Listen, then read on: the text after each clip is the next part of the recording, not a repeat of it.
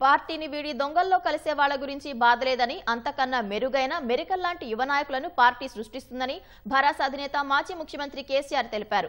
సిద్దిపేట జిల్లా ఎర్రవల్లిలోని వ్యవసాయ క్షేత్రంలో జగిత్యాల, కోరుట్ల నియోజకవర్గాల నుంచి వచ్చిన నేతలు, కార్యకర్తలతో సమావేశమయ్యారు. జగిత్యాల ఎమ్మెల్యే సంజయ్ కుమార్ పార్టీని వీడిన తరుణంలో ఆయనను ఉద్దేశించి కీలక వ్యాఖ్యలు చేశారు. పార్టీ నుంచి వెళ్తున్న నాయకుల గురించి ఏమాత్రం ఆలోచించాల్సిన అవసరం లేదని స్పష్టం చేశారు.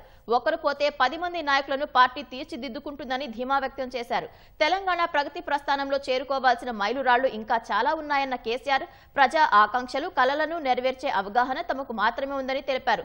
రెట్టించిన ఉత్సాహంతో భవిష్యత్తులో ఇంకా ప్రజల కోసం బాగా పనిచేయాల్సి ఉందని నేతలు, కార్యకర్తలకు సూచించారు. 10 ఏళ్లలో వ్యవసాయం, సాగు, తాగునీరు, విద్యుత్ రంగాలను బలోపేతం చేయడంతో పాటు కుల వృత్తులను అభివృద్ధి చేసి గ్రామీణ ఆర్థిక వ్యవస్థకు ఊతమిచ్చామని పేర్కొన్నారు.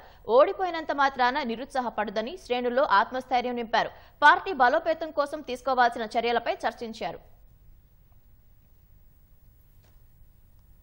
తెలంగాణ రాష్ట్రంలోటువంటి అనేక సమస్యలు తీర్చి పేద సాధారణ పురాణ మతాలకు అతీతంగా కూడా మనం ఆడుతున్నాం.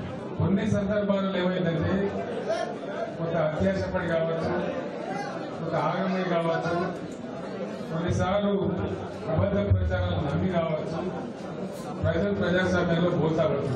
అట్లాంటి సందర్భంలో మనం వచ్చింది, మనం ఎన్నికలలో ఓటు పాలేగా.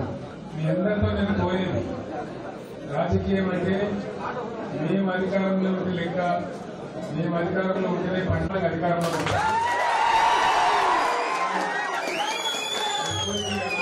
అవసరం లేదు.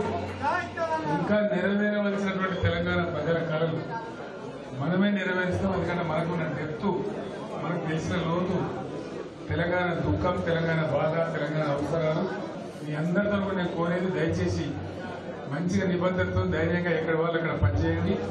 మీరు కోరుతున్న వాళ్ళకైతే మంచి డైనమిక్ ఎమ్మెల్యే ఉన్నది.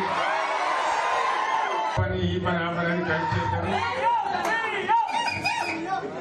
సరే, జగిత్యాలలో ఆయన పోయి దొంగలు గచ్చిపోయాడు కదా, మనం ఆయన సృష్టించారు.